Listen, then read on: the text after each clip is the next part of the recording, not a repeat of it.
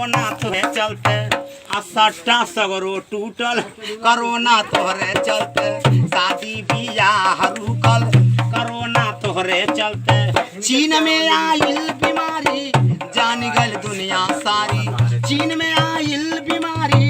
जान गल दुनिया सारी सब लोग हैरान हुआ कोरोना तोहरे चलते मुर्गा बदनाम हुआ कोरोना तोहरे चलते मुर्गा बदनाम हुआ यही से तो कहिले तो कहेलो कि कहतारन आ बाहरा से आके स्कूलिया में रहतारन बाहरा से आके स्कूलिया में रहतारन बहरों में सैया जाके कटले बड़ी दुख हो घर हो आइला पर मिलत नइखे सुख हो सैया हमार सहतानी परेशानी आ दूर से दिया त खाए का दाना पानी त धक धक करता परानवा धक धक करता परानवा रे आ धोखा कइल सिवाय रस करोनावा धक धक करता परानवा रे धोखा कइल सिवाय रस करोनावा रे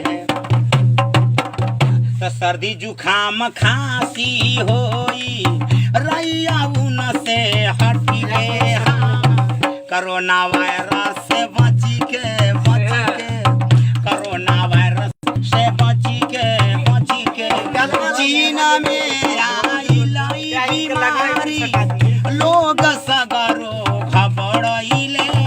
आ कोरोना वायरस बीमारी से भैया कितना लोगवा मरी गहिले देही हाथ के रखी ह सफाई साबुन से हाथ मली मली के हाँ कोरोना वायरस से बची के